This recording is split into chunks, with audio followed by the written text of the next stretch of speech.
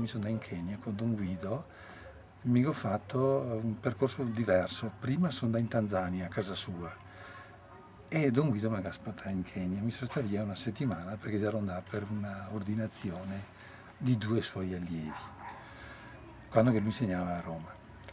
E sostituendo Don Guido andava per le famiglie, andava a benedire case. A un certo punto si arrivava su una famiglia a suonare i campanelli e una signora proprio in dialetto veneto che fa: non avevamo niente, non avevamo bisogno di niente. E dopo a un certo punto ho detto: sono padre Metodio, sono venuto a benedire e ora avanti. Cioè, però che qui sta una roba storica proprio. Suo ancora lo sa benissimo negli anni, fine anni 60. Quando era studente di teologia a Roma, i 4 anni di teologia, e dopo lui è stato ordinato il 18 marzo del 72 e siamo andati a Roma per l'ordinazione.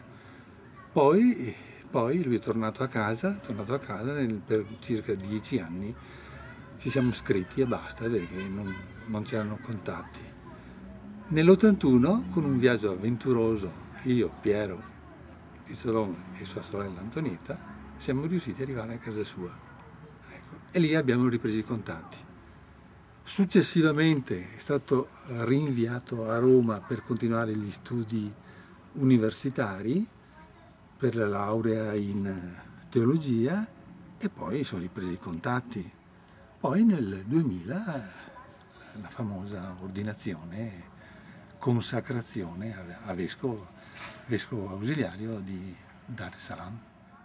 Che bazzicava molto con casa mia, nel senso che era molto attaccato a mia madre, che l'ha sempre chiamata mamma Ines.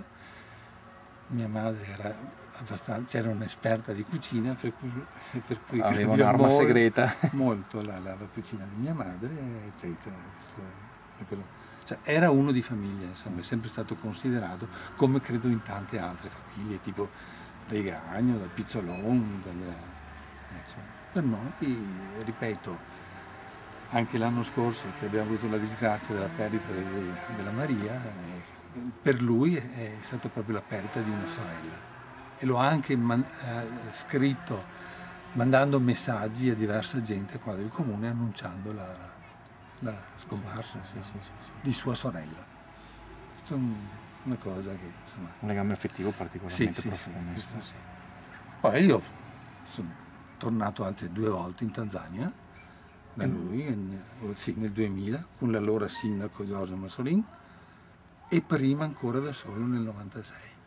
E della Tanzania che ricordi, che impressioni? La Tanzania è un discorso dell'Africa che io ho una... Perché adesso magari sarà diverso. Che io ho una... come si dice? Cioè, l'Africa nel cuore dopo tanti anni, dopo tanti viaggi, dopo tante esperienze che ho fatto come volontario in una missione della consolata in Kenya. Cioè, l'Africa la considero quasi una seconda patria, ecco. Poi per vicissitudini familiari purtroppo manco da qualche anno. Adesso spero di poter riprendere rilanciare il discorso.